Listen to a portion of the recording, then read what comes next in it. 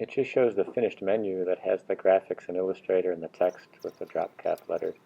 And here it's just showing the beginning part, creating the outside shapes, in this case the rectangular piece that's going to be placed in there, and using the pen tool to go ahead and create the graphics. This does have a bleed, so it has two windows, and all I'm doing is doing the outside edge, changing the fill and stroke, and then just using the eyedropper to get that color.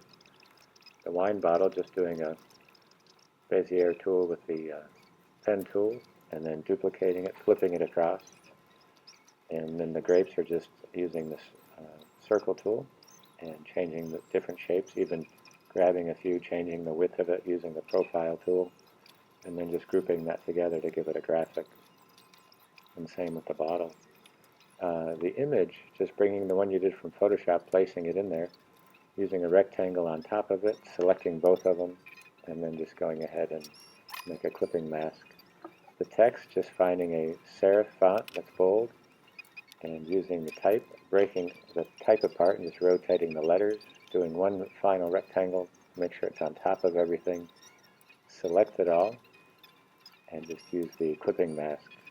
The text is a little trickier. You use the text tool, using fill with placeholder text, and just go ahead and select and grab two panels, highlight the first letter and change it to the capital P, and then use the indent, and a little bit of tabs to just drop this across. So here's the tabs panel, setting a tab and just tabbing all this across just to get that simulated look to it.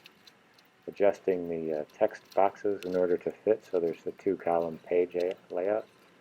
Bringing the wine bottle and making a copy, and just selecting it, positioning it, using the direct selection to adjust it, give it a color.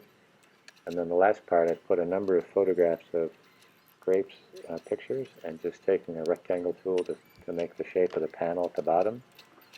Just placing the grapes in there, change the stacking order, and then making it a clipping mask to fill that in. So you have all the pieces, just make a screenshot of it, and here it is what it looks like as a screenshot. Place that in there. Here's another way to do the type, using without breaking it apart, just rotating it in the character palette and using the baseline shift, so you can adjust it that way. So just trying to show a separate way to do that. So this is kind of quick, but you can slow it down if you need to.